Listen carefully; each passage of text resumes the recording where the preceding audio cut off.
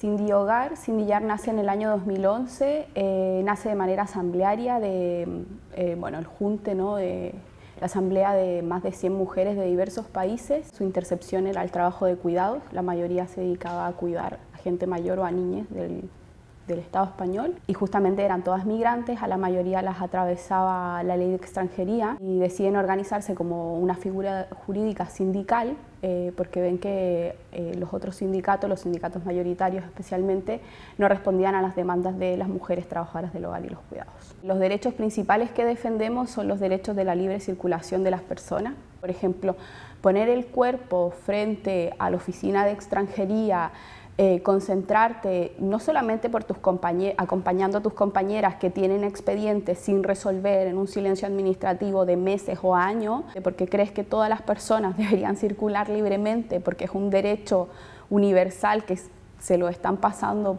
por donde quieren, solo porque somos personas migrantes, me parece como una acción súper directa como de antirracismo.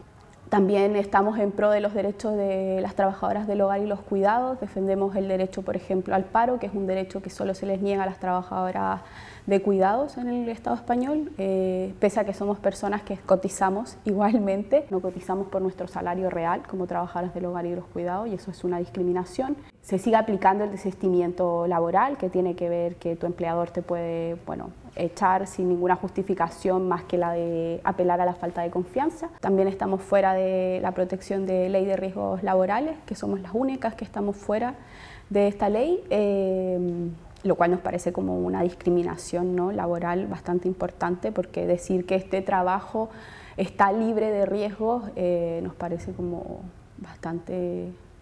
un discurso bastante obsoleto, creo, ¿no? Como pensar que los cuidados sigue siendo como una tarea directamente relacionada a las mujeres, cuando sabemos que no es así, ¿no? La globalización ha hecho que muchas mujeres se muevan de un territorio a otro, que justamente el único lugar donde encuentren trabajo sea en el nicho de los cuidados.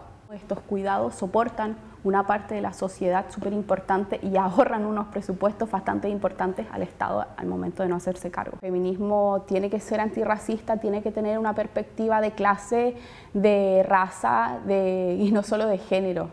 Tiene que tener una perspectiva interseccional en el fondo, o sea, no solo puede ser un discurso, y entender también que hay maneras de comunicar y lenguajes que al final nos segmentan un poco, ¿no?, en las que saben o en las que manejan un poco ciertas teorías o ciertas líneas, y las que no, pero ¿qué no sabe?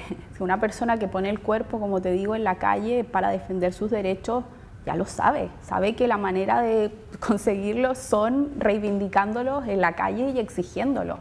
La ruta, el objetivo principal era rescatar un poco la memoria de las mujeres olvidadas completamente, porque los libros los escriben los varones.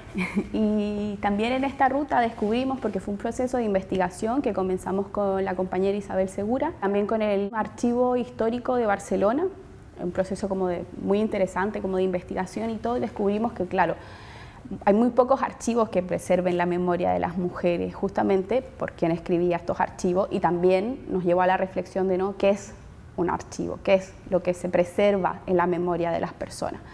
Y ahí descubrimos en verdad de que las mujeres teníamos una manera de transmitir a través de la oralidad. También descubrimos que las mujeres en general, desde la época medieval, su manera de defender sus derechos era a través de la acción directa, era poniendo el cuerpo en la calle. Justamente en la ruta pasamos por la plaza de San Agustín Bel, donde ocurre el Rebomboris del Pa. Justamente las mujeres fueron las que articularon esta revuelta, que consistió en quemar los hornos de la ciudad por la subida de los alimentos básicos, ¿no?, el vino, el aceite, el pan, y eso no se nombra con claridad en las fuentes, que circulan como con más velocidad, ¿no? Y creo que justamente en ese no nombrar, en ese silencio, hay un discurso. Hay algo que se quiere decir, invisibilizar no es casual. Lamentablemente nuestras reivindicaciones siguen siendo las mismas, porque en estos años